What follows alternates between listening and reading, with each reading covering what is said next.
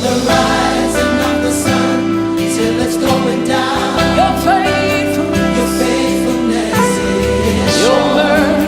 Your mercies ever new. No one knows.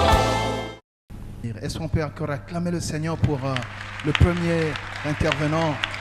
Ces choses fondamentales. Nous devons être des pierres vivantes que le Seigneur va utiliser pour bâtir quelque chose de grand dans notre nation. Alléluia. Nous devons être l'échelle de Dieu, la porte du ciel. Alléluia. L'adresse de Dieu sur la terre. La famille de Dieu. Nous devons refléter l'image de Christ. Nous sommes dans ce voyage pour reconquérir l'image qu'Adam a perdue. Et le Seigneur va nous aider à retrouver cette image. Et le monde attend avec un ardent désir la manifestation, mais elle est proche. Et nous sommes là, nous allons manifester Christ dans cette nation. On saura que l'Éternel est le Dieu du Congo. Alléluia. Et tout le monde saura et criera: il n'y a de salut en aucun autre nom, si ce n'est dans le nom de Jésus.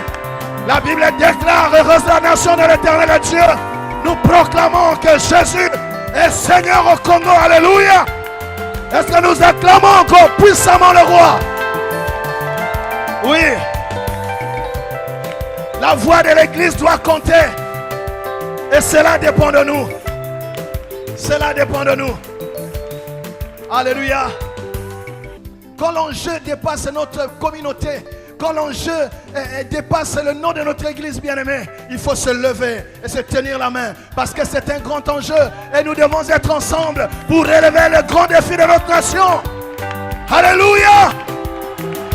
Depuis quelque temps, je vois que l'église est en train de prendre conscience de sa place. Amen. Si nous avons été nous-mêmes notre propre problème, alors la solution dépend de nous. Quelqu'un dit un bon amen. Cher ministre de Dieu, avec votre permission, invitez l'homme de Dieu, le pasteur Yves Castano, qui va donc nous développer ce deuxième thème de la journée. Et nous acclamons le Seigneur. Nous acclamons le Seigneur quand notre bien-aimé, le pasteur Yves, s'avance. Merci, pasteur Yves. Je sais que ce n'est pas facile de t'arracher de tes nombreuses occupations.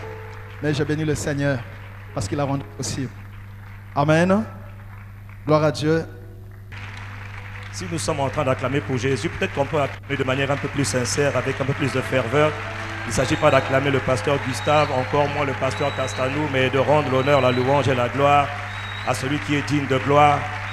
Est-ce que quelqu'un veut apprécier la présence du Saint-Esprit? Es-tu en train d'acclamer pour l'Esprit de Jésus? Selon qu'il est écrit dans le psaume 47 au verset 2, « Peuple, battez des mains et poussez vers l'Éternel des cris de joie, en l'honneur de pas du pasteur, mais en l'honneur de l'Éternel. Jésus, le Christ, l'incomparable, le témoin fidèle, l'agneau de Dieu, l'alpha et l'oméga, le commencement et la fin, l'étoile brillante du matin. » Battons les mains en son honneur, parce qu'il est digne de recevoir l'honneur, la louange et la gloire. Sa grandeur est insondable, ses œuvres sont magnifiques, et mon âme le reconnaît ce matin, car il est bon, sa bonté dure à toujours. Nous sommes reconnaissants, et une des manières d'exprimer la reconnaissance, c'est d'acclamer sa présence. Et quand on acclame Dieu, nous sommes en train de dire bravo, papa, pour les œuvres que tu fais en moi, pour les œuvres que tu fais au Congo, pour les œuvres que tu fais dans ce lieu, à travers ces différents ministres de Dieu. Ils ne sont pas parfaits, personne n'est parfait, non, mais tu as commencé une œuvre en chacun d'entre eux, en chacun de ces ministres, de ses frères, de ses sœurs, et tu es fidèle pour l'achever. À toi l'honneur, la louange, et Jésus, à toi la gloire. Il ne s'agit pas de nous, mais il s'agit de Jésus le Christ. Il ne s'agit pas de l'Église, mais il s'agit de la tête de l'Église. Jésus de Nazareth, admirable, merveilleux, précieux, magnifique, excellent. Nous t'aimons, nous te chérissons, nous t'appartenons. Nous voulons t'honorer et te dire combien nous te sommes reconnaissants. Abba, papa, merci, merci pour le don de la vie, pour le don de ta présence. Tu as dit, je ne vous laisserai pas orphelins, je vous enverrai mon esprit. Béni soit Dieu de ce que 50 jours après la résurrection de Jésus, il a accompli sa promesse en envoyant sur la terre celui qui est la personne la plus importante sur la terre. Il est le coordonnateur de l'activité céleste sur la terre. Il est le gouverneur général du royaume des cieux sur la terre, le majestueux Saint-Esprit. Donc voilà pourquoi je vous demande de m'aider à bénir Dieu, à acclamer Dieu pour son serviteur, le pasteur Gustave, qui a obéi à la voix du précieux Saint-Esprit.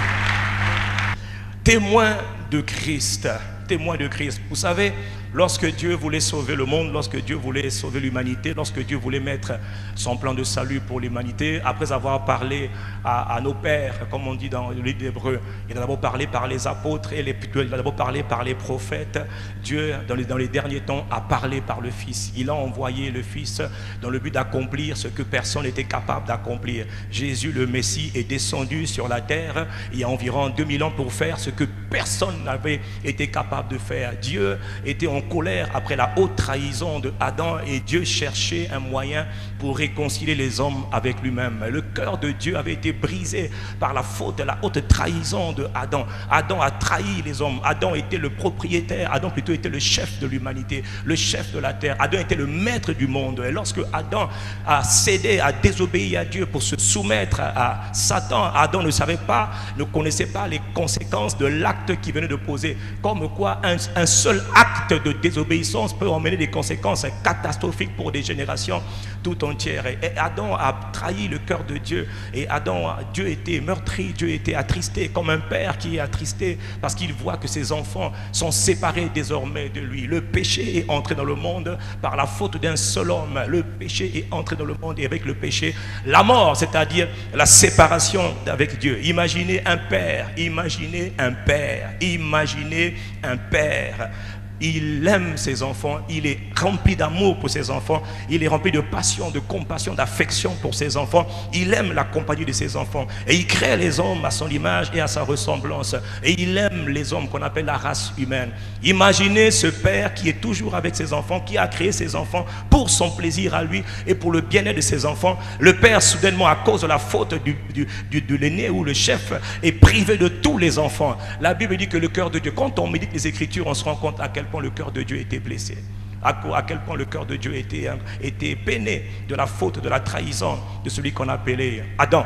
Et Dieu cherchait un moyen pour réconcilier les hommes avec lui-même. Dieu cherchait un moyen pour se rapprocher des hommes. Dieu cherchait un moyen pour briser la barrière du péché. Dieu cherchait un moyen pour se réconcilier avec les hommes. Et pour faire cela, Dieu a mis en place sa propre stratégie.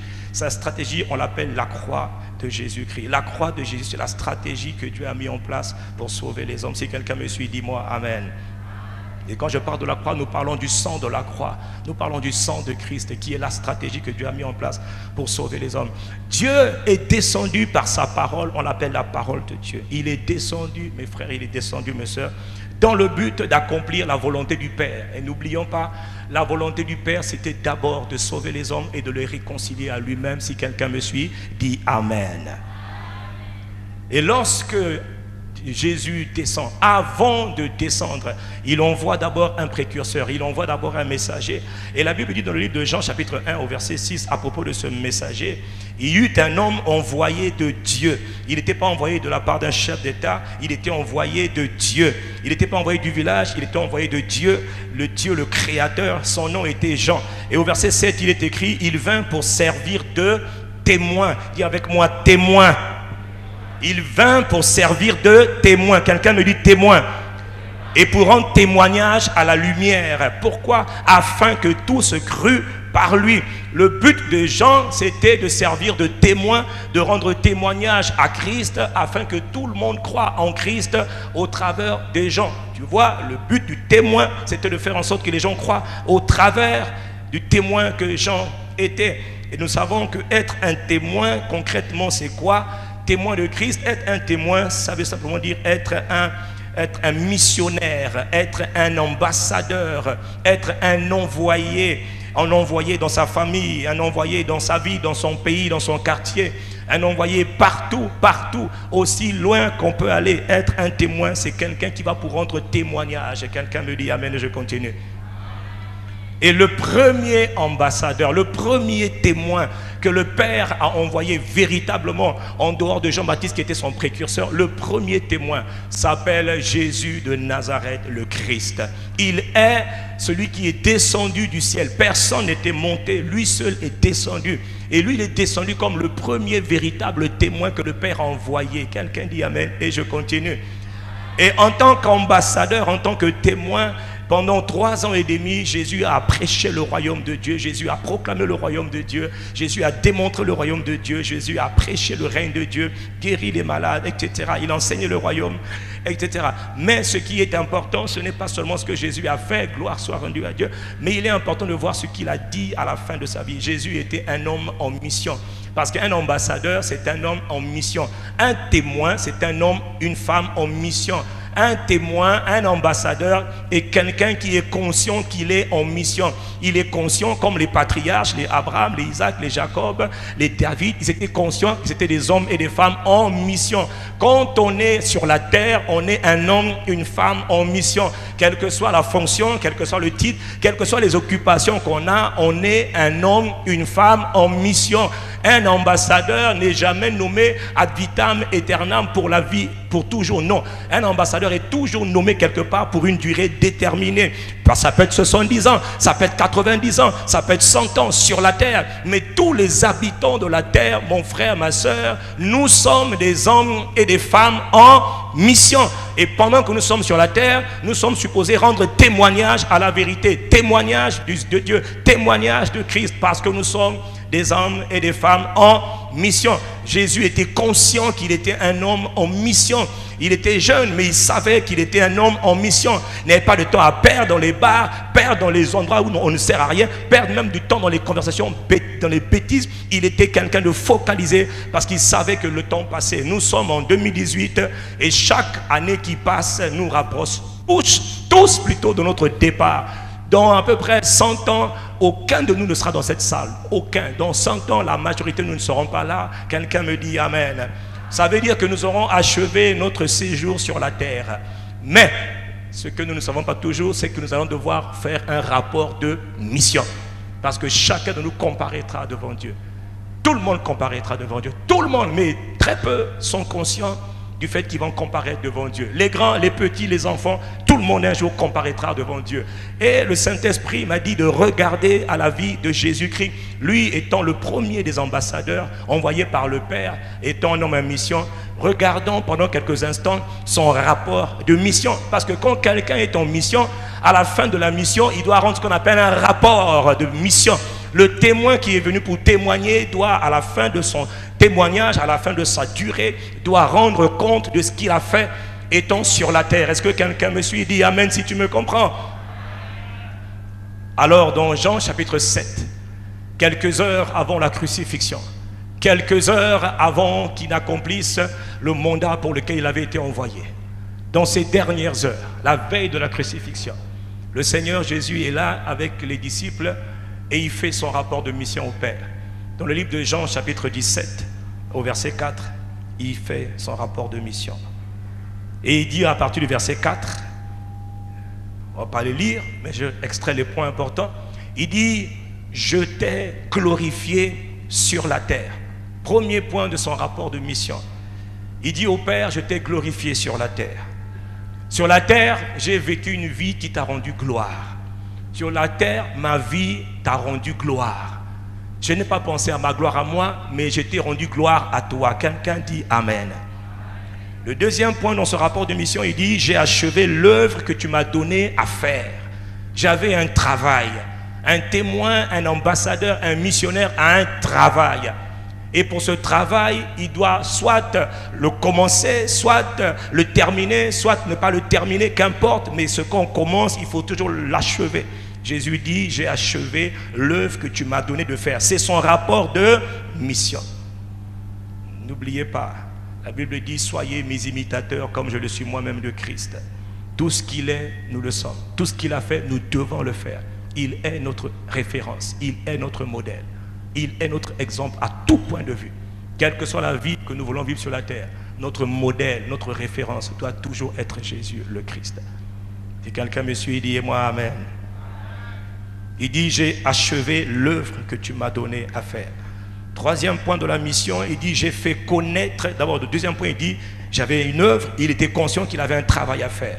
Est-ce que mon frère, ma soeur, est-ce que ministre de Dieu, nous sommes tous conscients que nous avons une œuvre à faire et surtout à achever avant de partir? Ce n'est pas tout de commencer, c'est qu'il faut aussi achever. Quelqu'un dit Amen. Au troisième point, il dit, j'ai fait connaître ton nom aux hommes que tu m'as donnés. J'ai fait connaître ton nom. Il ne s'agit pas de faire connaître nos noms. Il ne s'agit pas de faire connaître le nom de Castano. Ça, jamais de la vie.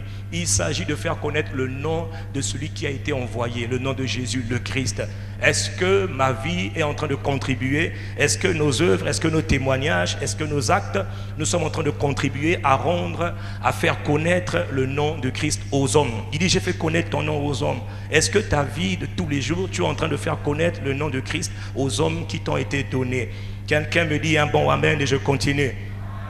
Il dit, ils ont gardé ta parole. Ils ont gardé, ils ont conservé ta parole. Est-ce que ta vie est en train de faire en sorte que les âmes avec qui Dieu t'a mis en contact sont en train de garder, sont en train de chérir, sont en train de conserver la parole de Dieu? Est-ce que ta vie est en train d'être utilisée pour que les âmes s'attachent à la parole de Dieu? Est-ce que tu es assis? Est-ce que par toi, les âmes, les hommes qui t'ont été donnés, parce que Dieu a donné des âmes à gagner, à chérir, à nourrir à toute personne qui entend le son de ma voix ici. En réalité, tout le monde est concerné. Je ne parle pas au ministre de Dieu. Quelqu'un dit Amen, je parle à toutes les âmes qui entendent le son de ma voix. Il ne s'agit pas, je vais continuer. Dis-moi Amen et je continue. Il dit, ils ont gardé ta parole. Est-ce que mon frère, par toi, les âmes sont en train de garder la parole, sont en train de s'attacher à la parole de Dieu? Est-ce que par toi, les âmes aiment la parole de Dieu? Parce qu'au commencement était d'abord la parole de Dieu. Dieu est dans sa parole. Dieu se trouve dans sa parole. Dieu est sa parole. Est-ce que Jésus dit, qu'en rendant son rapport de mission, il dit, ils ont gardé ta parole? Est-ce que par toi, les gens gardent la parole de Dieu? Tel il est en parlant de Christ, tel nous sommes, tel il fait, tel nous devons faire. Quatrième point, Jésus dit au Père dans son rapport de mission, je leur ai donné tes paroles. Je leur ai donné tes paroles. Ils les ont gardées parce que je leur ai donné tes paroles. Ta vie en tant que témoin, tout le monde, ta vie doit contribuer à donner aux autres la parole. Ce qui suppose que toi-même, tu dois apprendre à te nourrir de la parole. Si quelqu'un me suit, dit Amen. Cinquième point, Jésus dit, j'ai gardé en ton nom ce que tu m'as donné. Mon frère, ma soeur, il y a toujours des âmes que Dieu nous a données. Et Dieu dit, Jésus dit, moi, tu m'as donné des âmes, je les ai gardées. Je ne les ai pas perdues, je les ai gardées. Le travail du témoin, c'est d'apprendre à garder ce que Dieu lui donne. Garder les âmes, garder les âmes, protéger les âmes que Dieu nous a données, les garder. Dans le sixième point, Jésus dit, comme tu m'as envoyé, je les ai aussi envoyés en ton nom. Ça veut dire qu'il y a des gens qui travaillent avec toi, qui doivent être envoyés par toi, pour aller aussi devenir des témoins. Il y a des gens qui sont avec toi, ils ne sont pas appelés à être avec toi éternellement. Ils sont appelés à être avec toi pour un temps où ils vont être formés, ils vont apprendre auprès de toi et ensuite ils doivent se déployer comme toi tu as été déployé.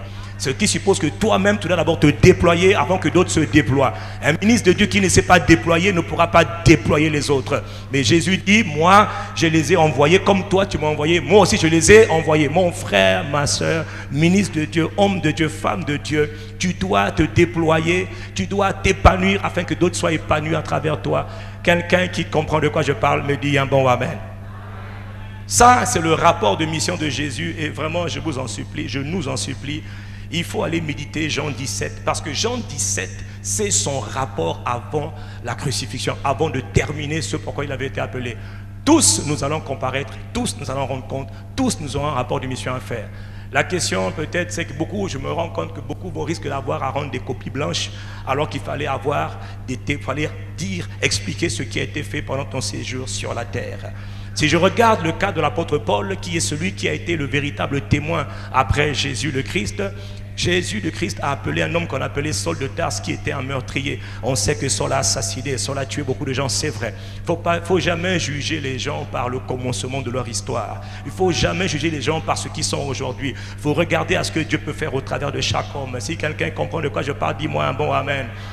Parce qu'on ne se rappelle jamais de comment tu as commencé. Il peut commencer par être meurtrier, il peut commencer par être une prostituée, ce n'est pas grave. Mais ce qui est important, c'est ce que Dieu veut accomplir à travers cette personne qu'on appelle Saul de Tarse. Si quelqu'un comprend, dit Amen.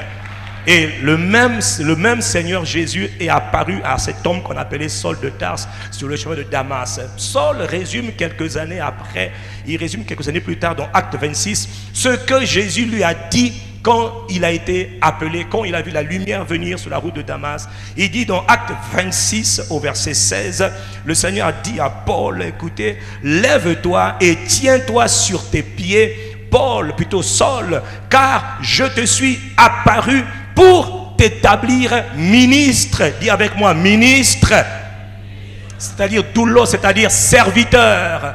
Je te suis apparu pour t'établir serviteur. Esclave. Les amis, Dieu n'a pas d'apôtre, de bishop. Dieu n'a jamais appelé quelqu'un apôtre, bishop, docteur, évangéliste, prophète. Non. Dieu appelle toujours ses serviteurs, serviteurs, mon serviteur, ma servante. Moïse, mon serviteur. Josué, mon serviteur. Même en parlant de Jésus, il appelle aussi mon serviteur. Quelqu'un dit Amen. Alors, je ne sais pas pourquoi nous, on est dans la course vers les titres. Bon, je ferme la parenthèse, mais vraiment, homme de Dieu, femme de Dieu, nos titres là, ça ne veut rien dire. Nous sommes des serviteurs, c'est-à-dire des ministres du gouvernement le plus puissant de l'univers. Il faut arrêter nos affaires de titres, de fonctions. Vraiment, Pasteur Gustave, je peux parler de tout mon cœur ou je dois faire la langue de bois? De toute manière, là, quand je suis venu parler, j'ai dit, Saint-Esprit, inspire-moi. Donc, je ne parle pas pour faire plaisir. Bon, si vous voulez me lapider, prenez vos pieds, regardez-les à la fin.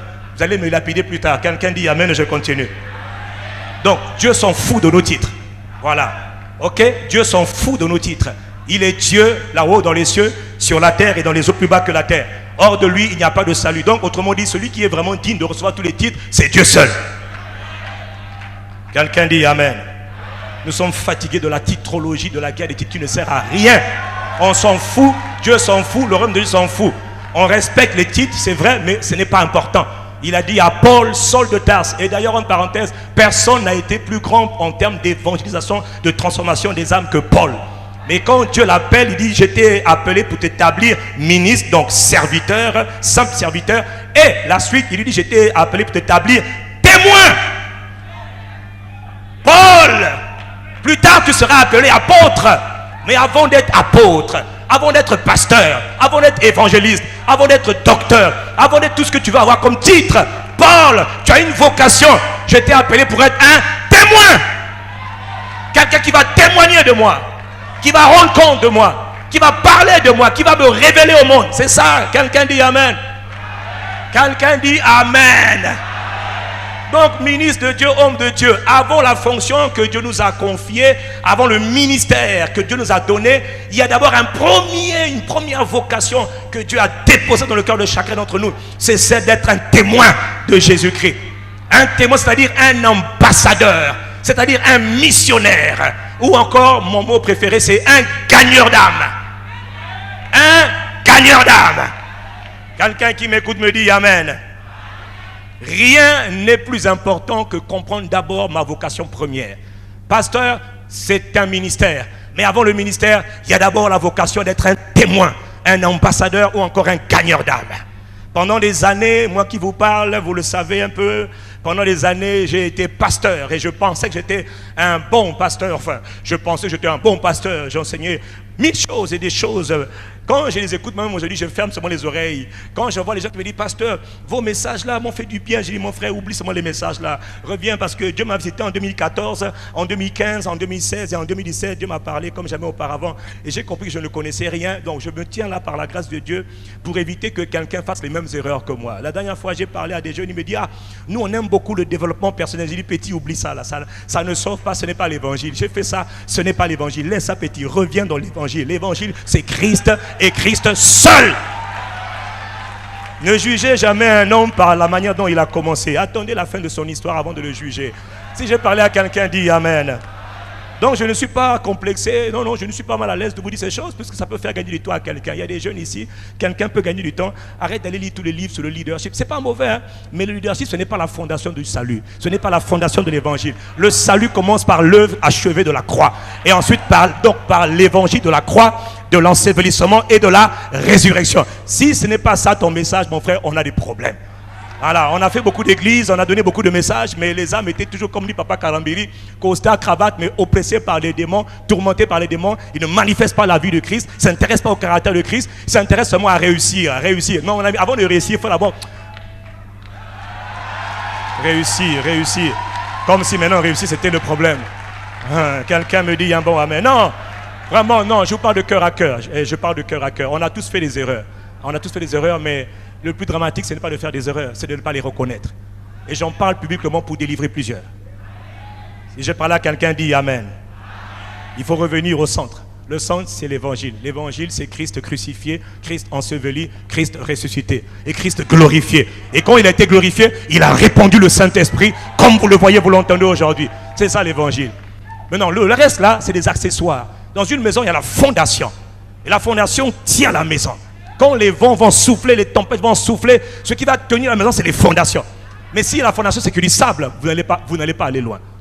Donc arrêtez le développement personnel. Comme disait un ami camerounais, petit, j'ai fait ça là, on a essayé, ça n'a pas marché. On est revenu en arrière, on est revenu sur le commencement, Christ et Christ seul. Si quelqu'un me suit, dit amen. Si quelqu'un me suit, donne-moi un bon amen. Donc avant d'être pasteur, avant d'être docteur apôtre, nous sommes appelés à être des témoins. Des témoins. Mais quel est le rôle des témoins? Les témoins, c'est aussi on les appelle aussi des ambassadeurs. Paul a dit dans 2 Corinthiens chapitre 5 au verset 18, il a dit sa vocation et il parle aux Corinthiens et il dit Dieu nous a réconciliés avec lui par le Christ. Tu vois, Dieu voulait réconcilier le monde avec lui-même. Il dit, et il nous a donné le ministère de la réconciliation. Le ministère de la réconciliation. Parmi tous les ministères dont l'apôtre Paul parle de Éphésiens, il ne mentionne pas le ministère de la réconciliation. Vous savez pourquoi? Parce que ça va de soi. C'est la première activité de toute personne qui est née de nouveau. C'est d'abord avoir le ministère de la réconciliation. Quelqu'un qui me suit dit amen. Car Dieu était en Christ, verset 19, réconciliant le monde, les êtres humains. Dieu était en Christ, réconciliant le monde avec lui-même, en n'imputant pas aux hommes leurs offenses. Et il a mis en nous la parole de la réconciliation, pas de la calomnie, la parole de la réconciliation, pas des injures, la parole de la réconciliation, pas des menaces, la parole de la réconciliation. Et Paul dit au verset 20, nous faisons donc les fonctions d'ambassadeurs pour Christ. Oh, j'aime cette fonction particulière qui a été donnée à tous les enfants de Dieu. Ambassadeurs de Christ. Comme si Dieu exhortait par nous, nous en suppliant au nom du Christ, soyez réconciliés avec Dieu. C'est ça le premier ministère de toute personne qui est née de nouveau. Toute personne qui est née dans le royaume a un ministère. La parole de réconciliation, le ministère de réconciliation. Tu m'entends, frère? Pas besoin d'être pasteur, d'être apôtre, d'être évangéliste, d'être prophète, d'être docteur. J'ai été pasteur pendant des années, je ne comprenais rien à ce que je suis en train de dire. Pendant des années, je ne comprenais rien à ce que je suis en train de vous dire. Moi, je pensais qu'il fallait avoir l'église des cadres, misérables, médiocres. Mais je ne savais pas. À l'époque, j'avais dit, ICC, je veux faire une église de cadres. Foutaise, bêtise, absurdité. Il n'y a pas d'église des cadres. L'apôtre Paul a dit, considérez, frères, que parmi vous, il n'y a pas de cadres, il n'y a pas d'hommes d'élite, il n'y a pas de brillants, il n'y a pas de sages, il n'y a pas de nobles. Dieu a pris les choses faibles pour confondre les portes. Il a pris les choses méprisables pour... Quand tu as compris ça, tu comprends que Dieu veut sauver tout le monde. Donc si votre ministère déjà, vous faites comme moi, par erreur, vous allez chercher soi-disant l'élite, vous n'aurez jamais l'élite. Votre église aura 2 ou 3 personnes. Est-ce que je peux continuer? Alors qu'il y a un peuple nombreux à sauver, on va chercher l'élite. Non, Dieu aime les gens comme les David. Il les prend alors qu'ils sont encore rien. Pendant que tout le monde les méprise, tout le monde les ignore, il les prend et il les élève lui-même. Et il en fait des rois. Mais nous, on va chercher des rois. Et quand le roi là, il vient, son cœur n'est même pas attaché à Jésus. Est-ce que je peux parler ici? Quand tu dis on va faire conférence, il y en a maintenant même qui prennent les pasteurs en otage. Si tu prêches la parole de Dieu, vrai là, te dis bon, je donne pas ma dîme. Je vais changer de discours. Fallait pas aller chercher ce type-là. Fallait chercher les estropiés, les aveugles, les boiteux, les prostituées, les moins que rien, les taximans. Tous les gens dont on a dit ils ne sont rien là. C'est eux qu'il faut aller chercher. Oh, si quelqu'un comprend ce que Dieu dit ce matin, dans un bon amen ici. Évangile sélectif, ce n'est pas l'évangile. Quelqu'un me dit un bon amen. Nous avons un ministère. C'est le ministère de témoin ou encore le ministère de réconciliateur. Il y a des âmes qui attendent d'être réconciliées avec Dieu. Et Dieu veut les réconcilier avec lui-même. Mais nous sommes là, nous cherchons les cadres. Nous cherchons les dirigeants, les responsables, les chefs. Foutaise de foutaise, permettez mon expression. Bêtise de bêtise. Quelle erreur, quel égarement. Vous savez, je suis vraiment de tout mon cœur reconnaissant de ce qui m'a sorti de là. Pour me ramener dans ses voies. Ramener dans son cœur. Ramener dans le centre de la parole. Parce que c'est terrible de s'égarer sans savoir qu'on s'égare. C'est terrible d'être perdu en étant pasteur sans savoir qu'on est perdu. Beaucoup de pasteurs sont perdus, mais ils ne savent pas qu'ils sont perdus. Ils prêchent tous les jours. C'est pas. On peut prêcher. Mais moi, je suis pasteur depuis longtemps. Sauf que je suis un pasteur que Dieu a attrapé, il a reprogrammé. Il l'a envoyé dans le champ. Je vais à Talanga, je vais à Wenze, je vais à Bouifiti, je vais à l'OMS, en train de marcher dans les rues chaque samedi. Des fois, quand on sort, je vais faire quoi? Faire mon travail. Quel travail? Témoin de Jésus-Christ. Ambassadeur plénipotentiaire et extraordinaire du gouvernement des cieux. Mais il y a beaucoup de ministres de Dieu, vous êtes tellement importants, tellement précieux, qu'on ne peut pas quitter nos bureaux, nos églises pour aller dans la rue. Hein? Un jour, j'étais dans la rue. J'étais en train de partager, on était là, on parlait. Oh, pasteur Castalou, oh, DG. J'ai dit non, ici il n'y a pas de DG. Hein. Ici il n'y a que des témoins de Christ. Il n'y a pas de DG, il n'y a que des témoins. Je suis un ambassadeur. Il dit, qu'est-ce que vous faites dehors? J'ai dit, je viens vous annoncer mon gouvernement. Mais de quoi? Christ est la réponse à tous les problèmes. Christ est la solution à tous les problèmes. Christ est la vie recherchée de toute âme. Christ.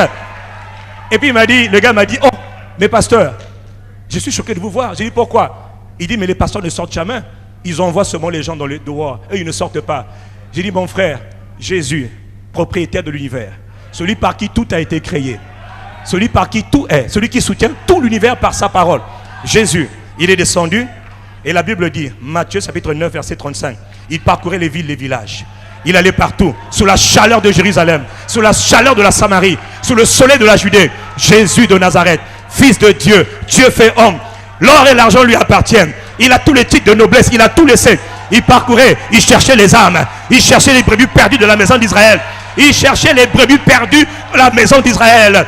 Il voit une femme prostituée. Il voit une femme prostituée, une femme dont personne ne veut, une femme qui a un sale témoignage.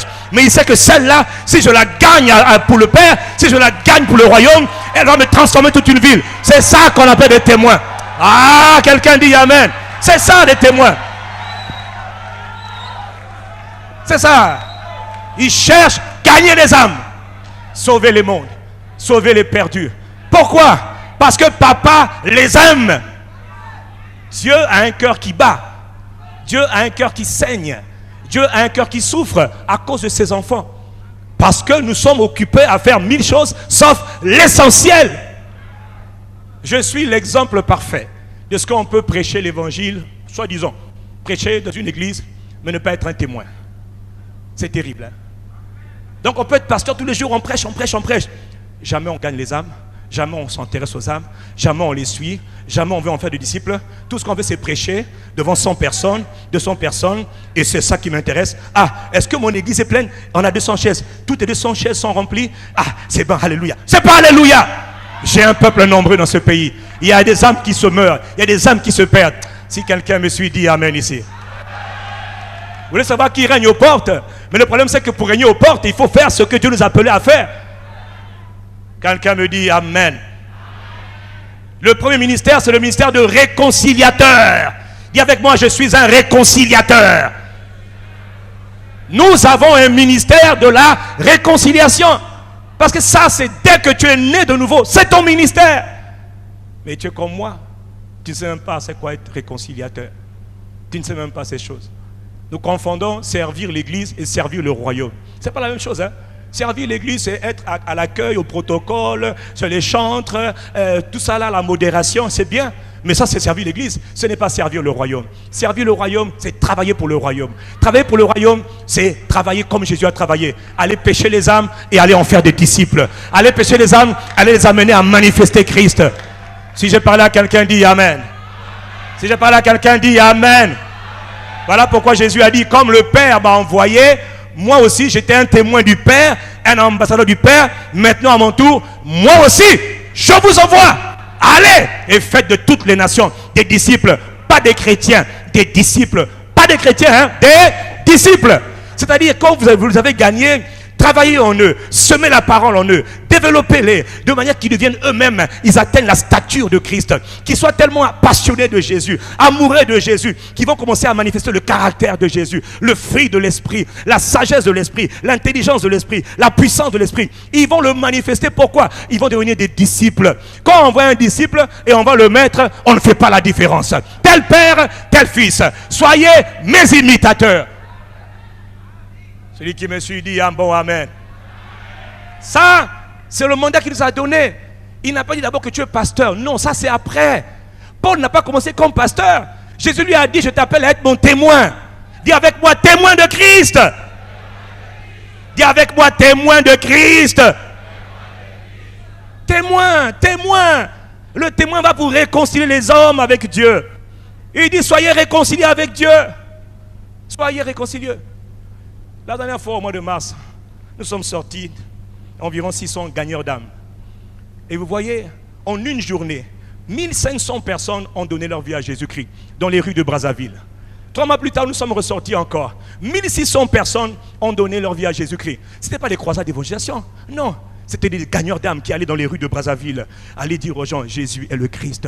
Il y en a qui nous chassaient, gloire à Dieu. Il y en a qui nous écoutaient, gloire à Dieu. Mais au final, 1600. Donc en presque 2 mois seulement, 3 mois, 3000 personnes ont donné leur vie à Jésus le Christ. Et ça, parce qu'il y a tellement de choses à dire, on ne peut pas dire. Mais ça, c'est pour dire quoi? Pour dire que le ministère numéro 1 que Dieu t'a donné, c'est être témoin de Jésus au bureau, témoin de la maison. Quelqu'un me dit Amen. Témoin partout où tu es. Tu es étudiant, témoin de Christ. Tu es pasteur, témoin. Le témoignage du pasteur, ce n'est pas le dimanche quand on prêche. Non, c'est aller partout. Aller témoigner partout Christ. Tu travailles quelque part, tu étudies quelque part, tu habites quelque part. Il y a des âmes qui sont perdues là-bas. Dieu veut se réconcilier avec ses enfants. Et il attend que quelqu'un se lève pour aller dire, Seigneur, je veux juste obéir à Dieu. Il y a quelqu'un qui m'a dit la dernière fois à Ouagadougou, il m'a dit, ah mais pasteur, un bishop, il fait beaucoup de bruit à la radio. Il dit, moi, je n'arrive pas à parler parce que je suis bishop. J'ai dit, misérable. Il dit, moi, je passe seulement à la radio. J'ai dit, mon ami, la radio, c'est bien. Prends tes pieds, va dans la rue, va témoigner Christ.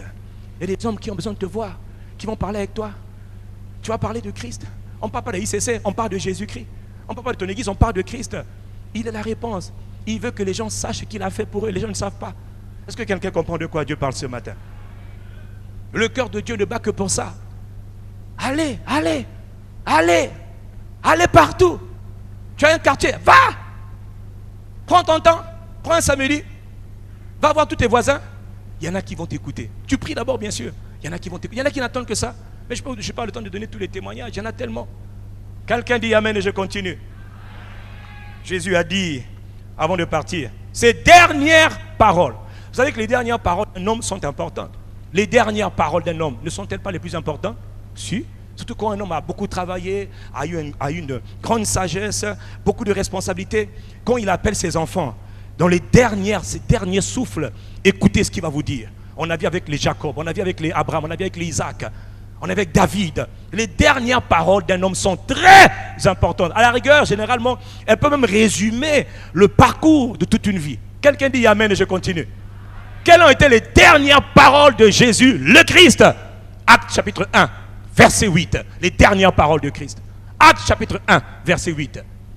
Il leur dit, restez dans la ville.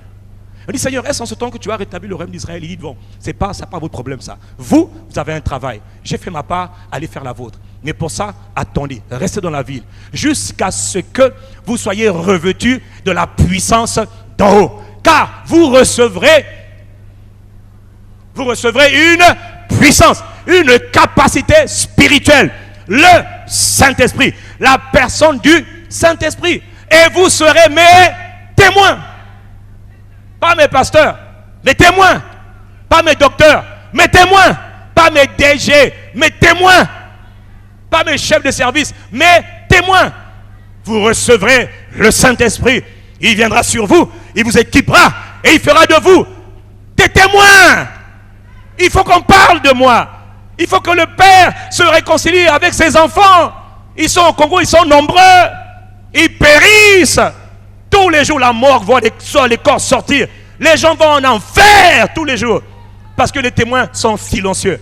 Les témoins ne parlent pas. Et les ministres de Dieu aussi ne parlent pas. J'étais un exemple concret. Donc vous voyez, on peut être pasteur, ne pas être un témoin. Je parle d'un mode de vie de témoin.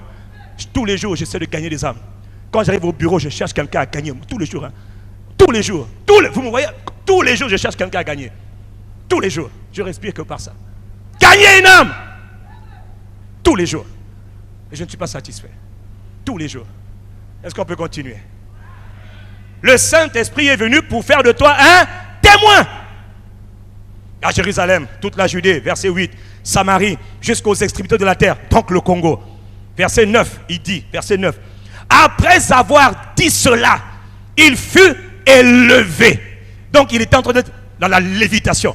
Donc la dernière parole, il a dit, vous recevrez une puissance, celle du Saint-Esprit, et vous serez mes témoins. Et pendant qu'il parlait, la Bible dit, une nuée l'a enlevé. Sa dernière parole, c'était, vous devez être des témoins. L'Esprit viendra pour ça. Rien que pour ça. C'est son premier ministère. Il vient pour continuer l'œuvre que Jésus a commencé. Gagner les âmes, sauver les âmes, les perdus. Et les emmener à la manifestation du caractère de Christ. Il vient d'abord pour ça. Le jour de la Pentecôte, 50 jours plus après la résurrection, 10 jours après l'ascension de Jésus-Christ, ils étaient en train de prier pour que les paroles de Jésus s'accomplissent. Et pendant qu'ils priaient, la Bible dit le jour de la Pentecôte, à chapitre 2, et la Bible dit pendant qu'ils priaient, Marie, toutes les femmes, tous les apôtres, ils priaient.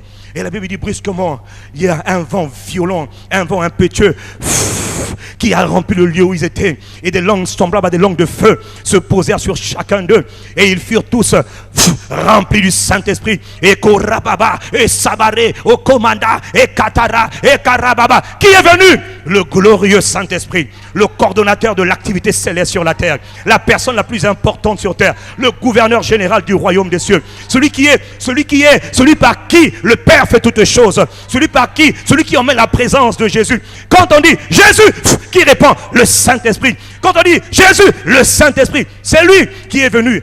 C'est pas une chose, c'est pas un feu, c'est une personnalité divine. Le majestueux, l'excellent, le glorieux, l'admirable, le précieux Saint-Esprit. Sans lui, rien n'est possible. Mais avec lui, tout devient soudainement possible. Et lorsqu'il est venu, il les a remplis. Ils ont commencé à parler en langue. Et là encore, ça a été une autre erreur que nous avons commise.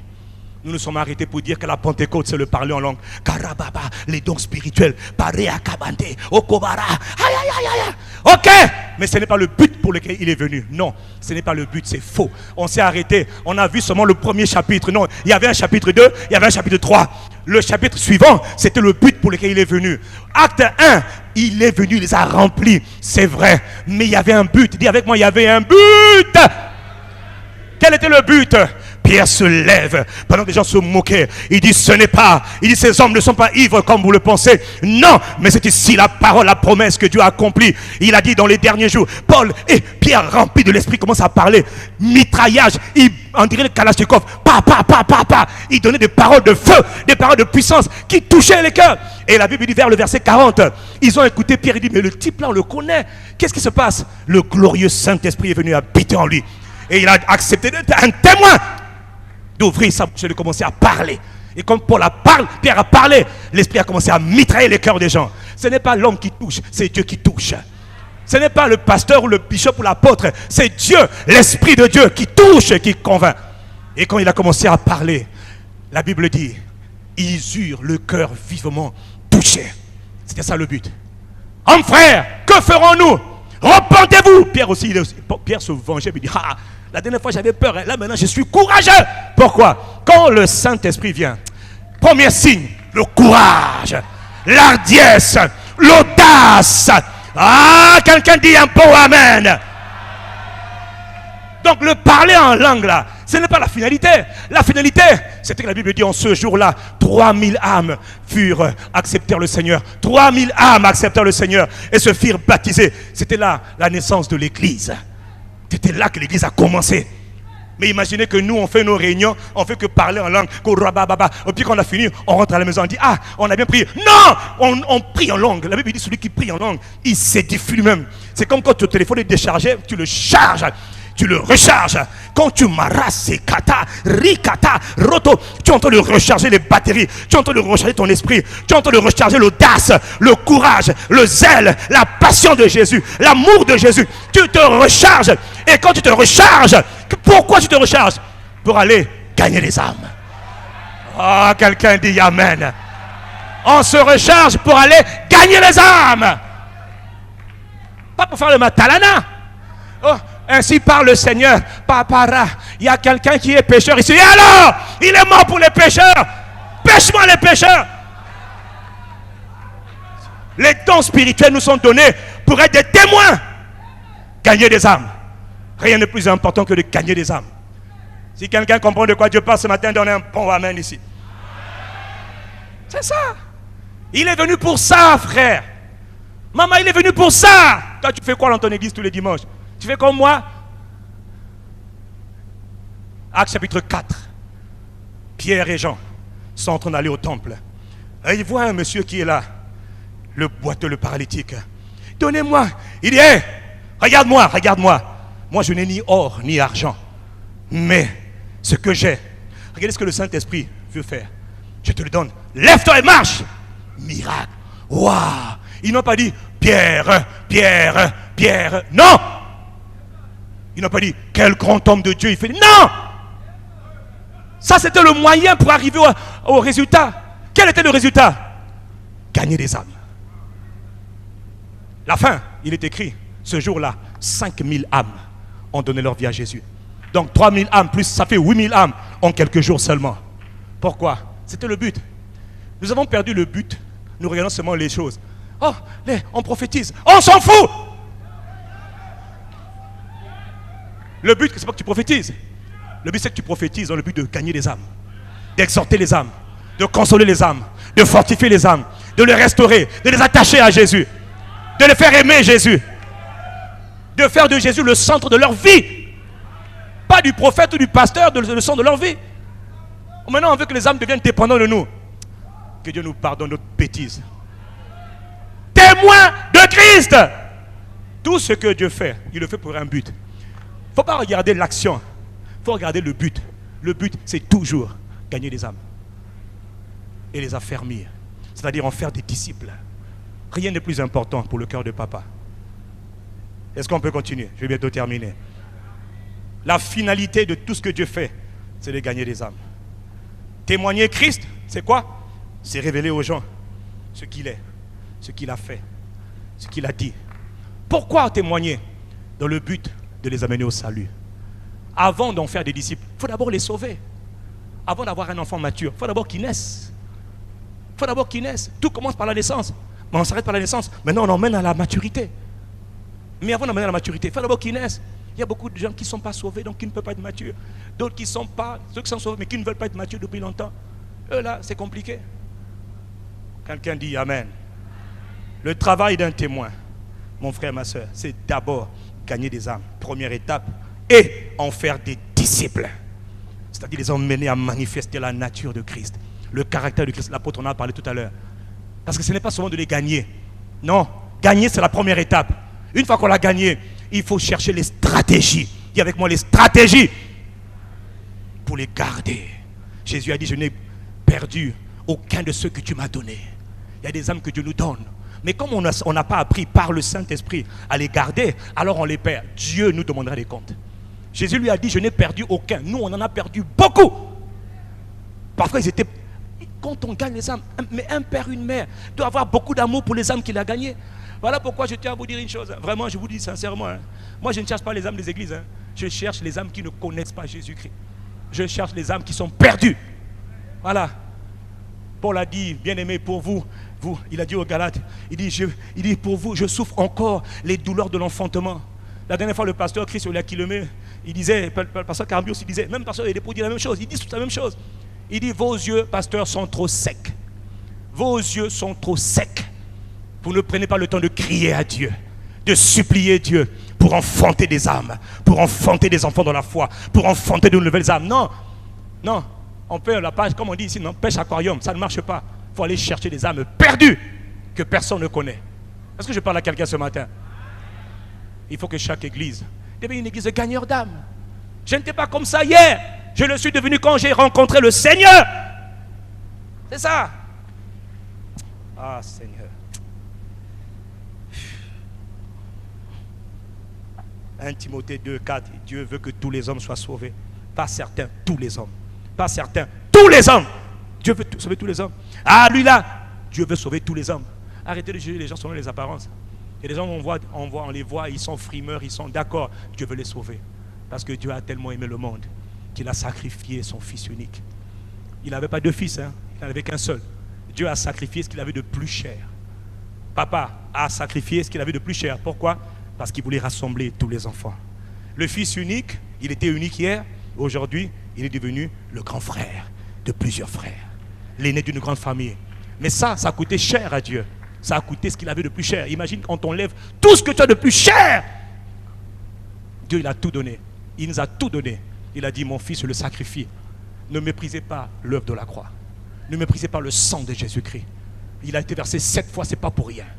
C'est pour donner. Il était la rançon que le Père donnait. Le Père a frappé son fils.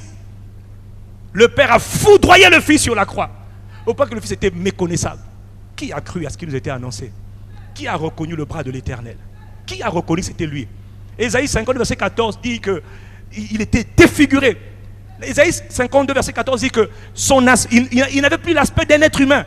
Jésus de Nazareth, ensanglanté de la tête jusqu'aux pieds et des pieds jusqu'à la tête. Il ne ressemblait à rien.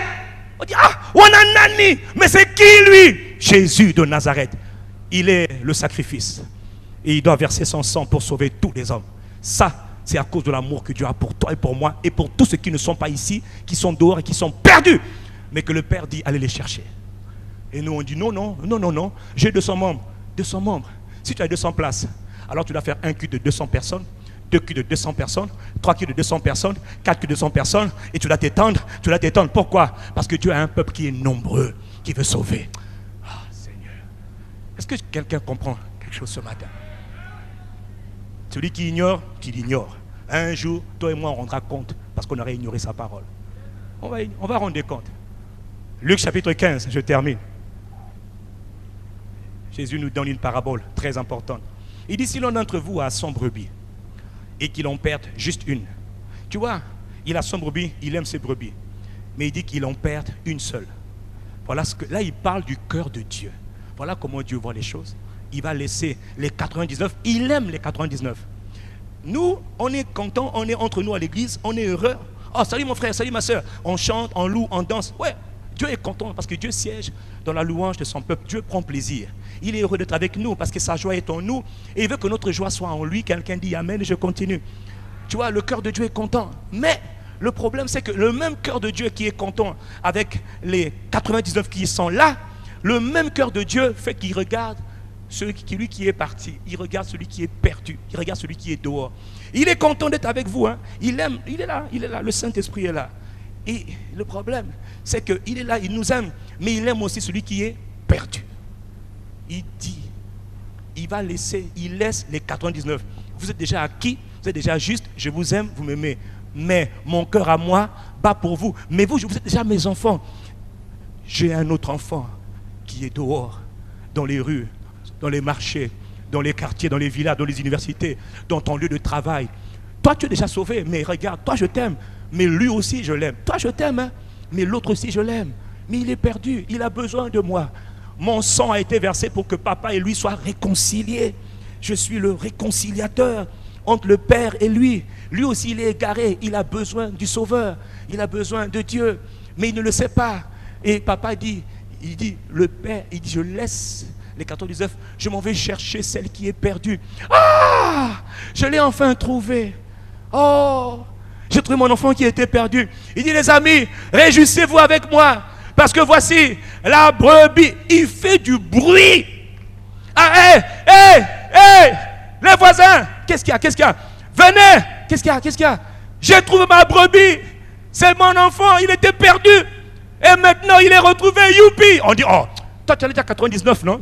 Il dit, non, chaque âme est précieuse dans le cœur de Dieu. Toutes les âmes sont précieuses. Toutes les âmes, Dieu les aime. Il a tellement aimé le monde, tellement aimé les hommes. Si quelqu'un reçoit ces paroles, donnez un bon amen. Il aime les hommes, les humains. Il aime les Congolais, les Congolaises. Il aime les Gabonais, il aime les Mauriciens. Il aime toutes les âmes de ce monde. Il aime. Pour eux, il a sacrifié ce qu'il avait de plus précieux, de plus cher. Il a sacrifié son Fils Dieu. Afin que tout le monde soit tourné vers lui. Que personne ne soit perdu. Mais que tout le monde reçoive la vie éternelle, la vie de Dieu. Et quand ils la reçoivent, qu'ils deviennent maintenant à leur tour, eux aussi, des porteurs de vie. Des porteurs de vie. Des témoins à leur tour. C'est pour ça, tout ce qu'on doit faire comme réunion, c'est pour gagner les âmes. Et les affermir. Les emmener à la maturité. Les emmener à s'attacher à Dieu. Pas à nous, à Dieu. Pas à nous, à Jésus. Le but d'une âme, ce n'est pas s'attacher au pasteur, c'est de s'attacher à Christ. Quelqu'un dit Amen. Et il termine la parole en disant, dans le ciel, il y a beaucoup de joie. Dans le ciel, il y a toutes sortes de fêtes, il y a beaucoup de joie dans le ciel. C'est vrai. Beaucoup de joie. Mais dans Luc 15, au verset 7, il dit de même, je vous le dis, c'est vrai, il y a de la joie dans le ciel. Le ciel, ce n'est pas un endroit où il y a le péché. Le ciel, il y a toujours de la fête, toujours de la joie. Les anges sont contents, tout le monde est content. Mais il dit, il y a un événement dans le ciel qui se distingue de tous les autres événements. Il y a quelque chose qui se passe dans le ciel où le ciel fait la fête plus que d'habitude. Il dit, ce jour-là, quand il y a la fête dans le ciel, c'est quand une seule âme, un seul pécheur, un seul injuste devient juste. Quand un seul perdu est retrouvé, quand une seule âme est gagnée. Il dit, c'est là qu'il y a plus de joie dans le ciel. Il y avait déjà de la joie, mais le salut d'une seule âme emmène une joie qu'on ne peut pas imaginer, que ton intelligence n'arrive pas à imaginer. Et papa dit, quand une âme est gagnée, il faut vous réjouir. Réjouissez-vous, soyez heureux. Voilà pourquoi chez nous, quand une âme accepte le Seigneur, il n'y a pas un seul dimanche, il n'y a pas un seul culte où on ne fait pas un appel au salut. Et par dimanche, c'est des centaines et des centaines d'âmes qui se tournent, qui reçoivent Jésus-Christ. Mais tout cela s'appuie d'abord sur la passion des âmes et sur la prière pour les âmes. Parce que c'est bien de parler d'évangélisation, mais si on ne parle pas du fondement qui est la prière pour les âmes, tout ce qu'on fera ne marchera pas. Celui qui fait le travail, c'est le Saint-Esprit. Mais le Saint-Esprit le fait avec son Église, avec toi, avec moi. Quelqu'un qui me suit me dit un bon Amen. Les amis, il y a beaucoup de choses à dire, je ne veux pas être lent. Je vais terminer aujourd'hui, mon temps est passé. Mais mon point aujourd'hui, Dieu, mon frère, je t'en supplie. Vous savez, nous allons tous rendre compte à Dieu un jour. L'apôtre dit, nous comparaîtrons tous devant le tribunal de Christ. Et chacun de nous rendra compte pour ce qu'il a fait. Nous avons tous beaucoup d'activités, le travail, tout ça c'est bien. Mais en réalité, ton travail n'est pas le plus important. Le travail de Dieu est le plus important. Le travail de Dieu, ce n'est pas être chantre. Le travail de Dieu, c'est être témoin de Christ. C'est travailler pour sauver les âmes et les emmener à la maturité. N'oublie pas, quand une femme met un enfant au monde, elle ne s'arrête pas là. Elle ne le jette pas. Non, elle a mis un enfant au monde, elle a enfanté. Après 9 mois, c'est vrai. Mais le plus gros travail d'une mère, ce n'est pas pendant les 9 mois. Le plus gros travail d'une maman et d'un papa, ce n'est pas les 9 mois. C'est une fois que l'enfant est né que le travail commence. Donc quand on a amené une âme au salut, il y a tout un travail pour l'emmener maintenant à la maturité. Jusqu'à ce que Christ soit formé en elle. Jusqu'à ce que Christ soit manifesté dans son caractère, dans ses paroles, dans son cœur, dans sa compassion, dans sa sainteté, dans sa pureté, dans sa bonté, dans sa miséricorde. Christ doit être manifesté. Ça, c'est le travail d'après. Mais avant cela, il faut d'abord les gagner. Pasteur, ministre de Dieu, je ne suis pas qualifié pour vous parler, c'est vrai. Mais je dis ce que Dieu m'a dit. Il dit, si tu as une église de 300 places, alors tu sais quoi? 300 places doivent être pleines parce que tu gagnes les âmes dehors.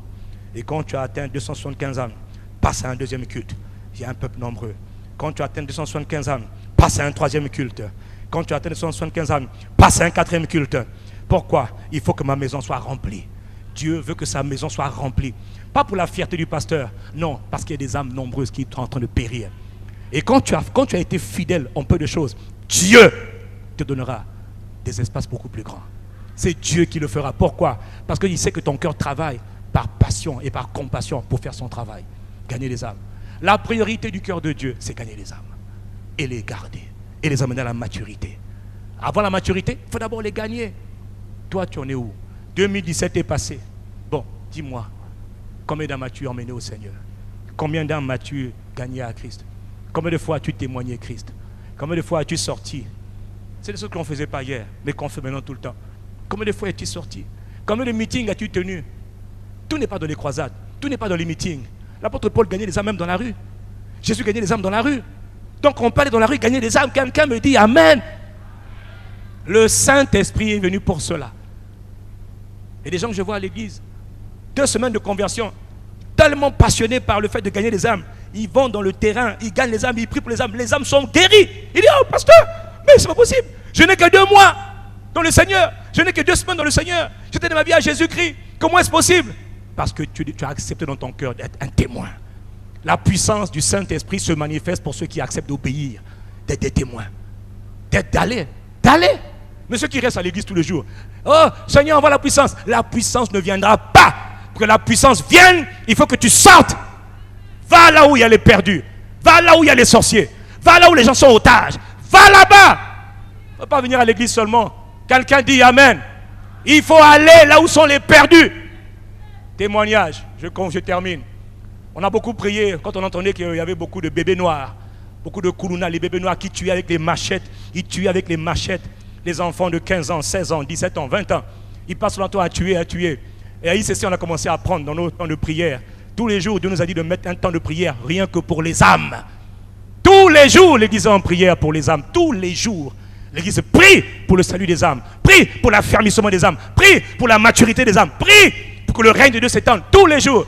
Et on a commencé à faire de ce sujet de prière notre priorité. Seigneur, ces âmes-là, ces bébés noirs-là, ces koulounas-là, donne-les-nous, je les réclame. Je brise la puissance de Satan qui agit en eux. Je les réclame. Et puis Dieu nous a envoyés en prison. Nous sommes allés en prison à la maison d'arrêt de Brazzaville, fait une journée de compassion. Le Seigneur m'a dit, tu fais une journée de compassion avec les prisonniers. On allait en prison, 500 prisonniers. Des gens que vous voyez de ça, vraiment des gens qui n'auraient jamais reçu Jésus. Non seulement ils ont été guéris, mais surtout ils ont reçu le salut. Ils ont reçu Jésus-Christ comme Seigneur et Sauveur. Et quelqu'un me dit un bon Amen. Et après, je leur avais dit, vous sortirez. Si vous êtes sincère avec Jésus, vous voulez plaire à Jésus, marcher avec Jésus, Jésus va vous libérer, vous allez sortir. Et ils ont commencé à sortir. Et quand ils sortaient, nombreux commençaient à venir à l'église. Les bébés noirs, les tueurs, ils ont commencé à venir. Puis il y en a un, chef de gang, un jeune. Dès qu'il est venu, il a reçu Jésus-Christ. Il a été libéré de toutes ces puissances sataniques qui l'oppressaient là. Et maintenant, du coup, c'est une chose. Aujourd'hui, nous sommes un peu dépassés. Pourquoi? Parce qu'il ne faut que venir maintenant les uns à la suite des autres. Tous les bébés noirs, ils sont nombreux. Maintenant, il ne faut que venir. Et chaque dimanche, il y en a 5. Ce dimanche-là, 5 dimanches après, il ne faut que venir. Et la semaine dernière, j'ai vu un autre chef de gang. Je ne connaissais même pas leurs jargons, là, les Américains, les Africains, les Arabes. Je ne connaissais pas. Frère, des gens qu'on a dit rien, ils n'ont rien, mais Dieu les aime. Et Dieu les a sauvés. Et Dieu est en train de les sauver par... Et vous voyez, et la dernière fois, il y avait un commissaire de police, je tairai le nom, un commissaire de police qui était choqué. Je vais le voir, il me dit, je ne comprends pas. Ce petit, c'est un tueur. Ce petit, c'est un tueur. Il ne fait que tuer. Et il a beaucoup tué. J'ai dit, mon colonel, ce petit-là, il ne connaissait pas Jésus. Il était oppressé par le diable. Jésus l'a sauvé, Jésus l'a libéré. Et le petit en question était en train d'aider un des Sénégalais, enfin des Mauritaniens, je crois, qu'on est allé voler. Le petit qui était un tueur, qui à l'époque faisait la même chose, il s'est interposé pour empêcher les anciens amis de voler. Et la police l'a embarqué parce qu'il pensait que le petit n'avait pas changé. Le colonel de police était là, il dit, c'est pas possible. Un petit comme ça ne peut pas changer. J'ai dit, mon colonel, ils sont en train de changer. Vous savez pourquoi? Parce que Dieu les aime et Dieu les sauve. Des gens dont on a dit qu'ils ne changeraient jamais, Dieu est en train de les changer. Ça a commencé où?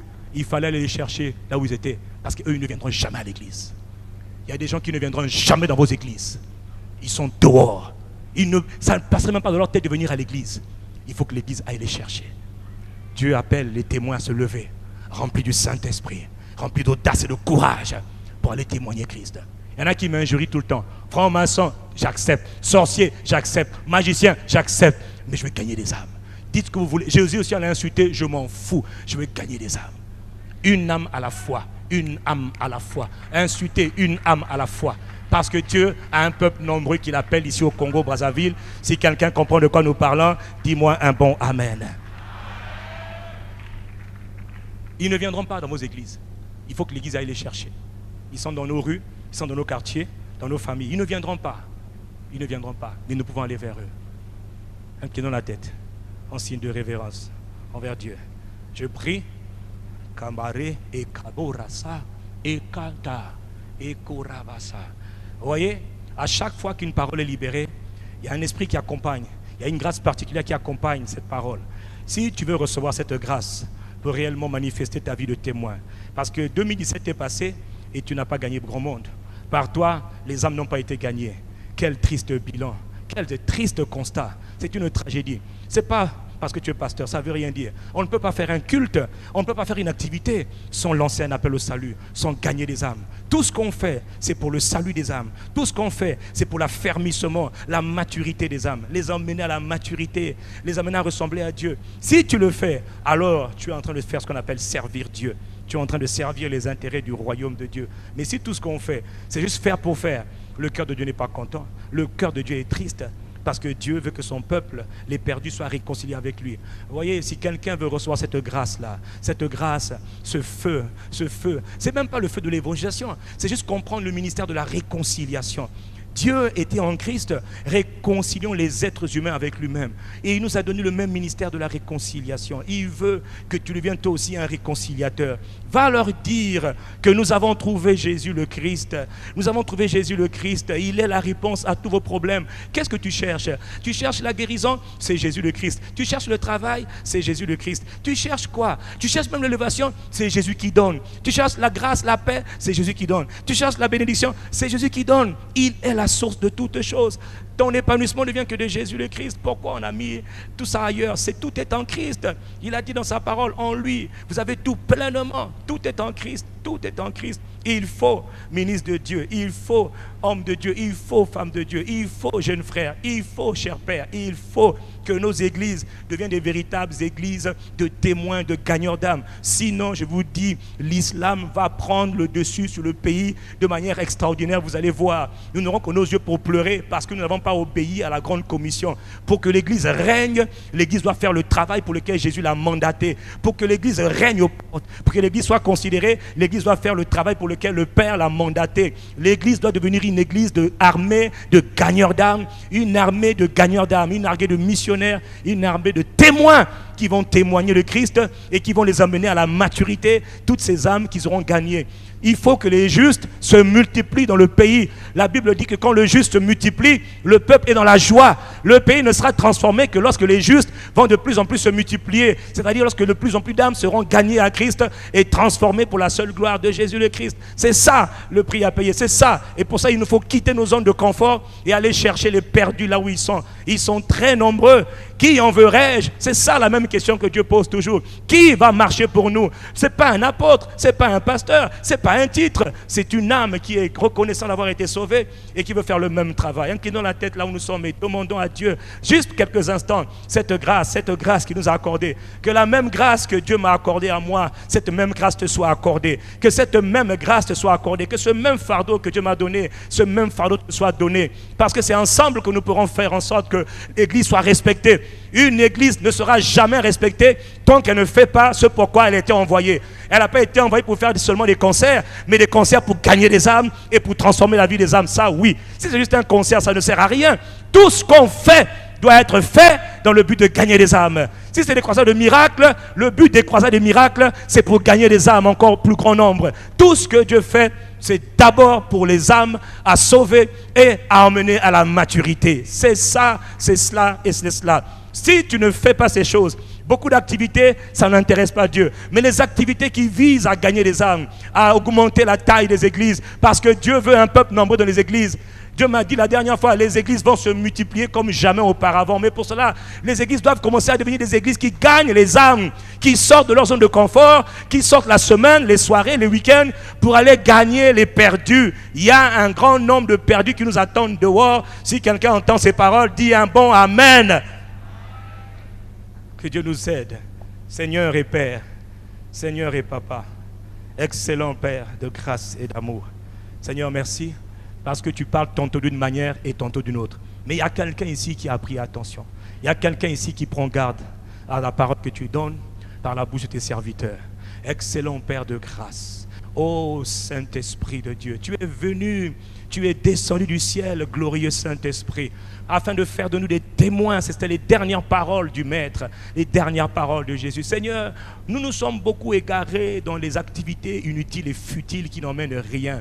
Où on fait beaucoup de bruit, mais il n'y a pas de résultat. Où on met beaucoup d'argent, mais il n'y a pas d'impact. Parce que les âmes ne sont pas sauvées et transformées.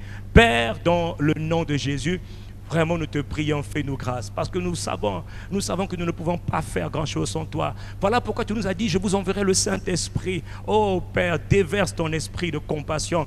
L'esprit de compassion pour les âmes. Remplis nos cœurs de compassion pour les perdus. Remplis nos cœurs. Fais-nous prendre conscience de notre misère. Fais-nous prendre conscience, Père, que nous rendrons contre nous aussi. Nous aurons chacun d'entre nous un rapport de mission à rendre à Dieu. Nous comparaîtrons devant le tribunal de Christ. Nous aurons des comptes à rendre pour ce que nous aurons fait sur la terre comme travail pour Dieu. Père, nous te prions dans le nom de Jésus le Christ. Accorde-nous la grâce de nous réveiller maintenant, de gagner du temps maintenant. Tôt ou tard, Jésus viendra dans les nuées, dans les airs. Est-ce que l'Église sera prête?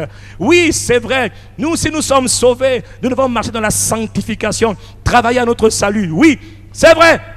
Mais nous devons aussi faire le travail de Jésus. Continuer le travail tout en marchant dans la sanctification, en vivant dans la pureté, dans la sainteté. Mais il y a un travail que nous avons oublié. Nous sommes tellement contents, tellement fiers de notre statut de chrétien, pieuse, que nous oublions qu'il y a un travail à faire, c'est les perdus. Ton cœur ne bat que pour les perdus. Il y a de la joie dans le ciel.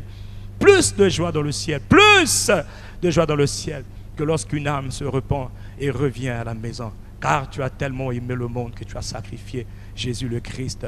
Abba, Papa, Abba, tu es venu, Père, tu as sacrifié ton Fils, le Fils est venu et il nous a envoyés en mission. Seigneur Jésus le Christ, tu as commencé une œuvre en chacun d'entre nous par ton esprit. Merci aujourd'hui de ceux qui ont entendu cette parole qui est sortie, Père. Seigneur, convainc-nous. Convainc-nous de pécher là où nous n'avons pas fait le travail le plus important sur la terre. Nous nous sommes attachés à nos fonctions, nos titres. Seigneur, nous nous sommes attachés au fait que tu es juste des frères et des sœurs de l'Église. Nous n'avons rien à faire. Non, le premier ministère, c'est le ministère de la réconciliation. C'est d'abord pour ce ministère que tu demanderas des comptes à chacun d'entre nous. Pas pour le ministère de pasteur, d'apôtre. D'abord le ministère de la réconciliation. Accorde-nous la grâce, Père. Ce n'est pas trop tard. Tant que nous sommes encore en vie, ce n'est pas trop tard. Père, dans le nom de Jésus-Christ, fais-nous grâce. Je te prie, cette grâce vienne sur le cœur, sur la vie de tes enfants qui entendent le son de ma voix, dans le nom de Jésus-Christ. Fais de nous des églises, Père, des églises qui prennent soin des âmes. Une église qui règne aux portes, mais c'est une église qui fait ce que Jésus a fait, qui gagne les âmes, parce que le royaume de Dieu doit s'étendre. Or, le royaume de Dieu ne s'étend que lorsque les âmes sont sauvées et emmenées à la maturité. Seigneur, nous te prions que ton règne vienne et que ta volonté soit faite. Or, ta volonté, c'est qu'aucune âme ne périsse, mais que toutes les âmes soient sauvées et parviennent à la connaissance de la vérité. Père, tu as commencé ton œuvre en chacun d'entre nous. Tu es fidèle pour l'achever.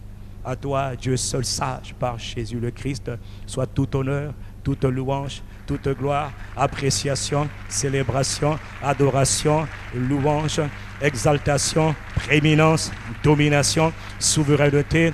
À toi, Père, qui a parlé ce matin, tu es dans ta parole, que ta parole produise du fruit dans la vie de ceux qui l'ont entendu, que ta parole se répande, que ta parole se répande dans tout le Congo, que le Congo soit gagné à Jésus le Christ, que le Congo soit pour Jésus le Christ. Père, dans le nom de Jésus de Nazareth le Christ. Seigneur, merci. Tu as commencé ton œuvre, établis ton œuvre, établis ce fardeau pour les âmes, établis-le dans le cœur de chacun d'entre nous. Nous ne voulons pas être des serviteurs dans l'église, mais des serviteurs du royaume. Pas des serviteurs de l'église, mais des serviteurs dans le royaume de Dieu. Le royaume de Dieu, c'est faire ce que Jésus a fait. Gagner les âmes et les amener à la ressemblance à Jésus, et ressembler à être passionnés de Jésus. Père, dans le nom de Jésus, nous te prions pour ceux qui entendent le son de cette voix. Ah, Papa, nous avons tous mal commencé, mais tu nous as ramenés à toi. Tu nous as attirés à toi, Père. Nous te supplions, nous t'en conjurons. Père, je te prie dans le nom de Jésus, car ton cœur est en train de saigner sur toutes ces âmes qui sont au Congo, qui sont perdues. Papa, papa, papa, kapare, oh koparaya saba. Père, ton cœur saigne, oh rabassa, malesawa, lebaria. Père, étends ta main, touche nos cœurs, Père. Touche nos cœurs. Rends-nous sensibles à ton cœur, papa. Rends-nous sensibles à ton cœur de papa. Tu es Rebosa, le Père d'amour. Tu veux une grande famille ici au Congo, une famille de justes, une famille d'âmes rachetées, une famille d'âmes sauvées. Père, dans le nom de Jésus, touche le cœur des ministres de Dieu, touche le cœur de ses frères, le cœur de ses servantes, de ses serviteurs de Dieu, le cœur de ses frères. Père, il ne s'agit pas de ministère, il s'agit du ministère de la réconciliation. Accorde-nous la grâce de réconcilier le monde avec toi, le Congo avec toi, Père, par le Christ qui a versé son sang pour nous, pour tous les habitants du Congo. Que tous les habitants du Congo soient gagnés à Jésus au travers de ses frères, de ces hommes, de ces femmes qui sont là, Père, dans le nom de Jésus. Tout n'est pas dans les moyens financiers, tout est dans le cœur. Aller gagner des âmes dans les rues, dans les villages, dans les quartiers, pas à pas, porte à porte, dans les ruelles, dans les marchés, dans les écoles, dans les lieux de travail. Père, dans les ministères, dans les fonctions que tu nous as données, accorde-nous la grâce d'être des gagneurs d'âmes, des témoins de Jésus, des ambassadeurs qui répondent à la bonne nouvelle de Christ, qui vont dire aux hommes de ce monde, venez voir quelqu'un qui a changé ma vie, venez voir Jésus le Messie, Jésus le Christ, venez voir. Allons leur dire, venez voir, il y a quelqu'un qui a commencé à changer ma vie, son nom est Jésus de Nazareth le Messie, venez voir. Accorde-nous la grâce, Père, dans le nom de Jésus. Jamais à nous, non, mais à Jésus le Christ soit la gloire. À Dieu notre Père soit les actions de grâce. Au Saint-Esprit soit tout honneur, appréciation, louange et célébration. From the rise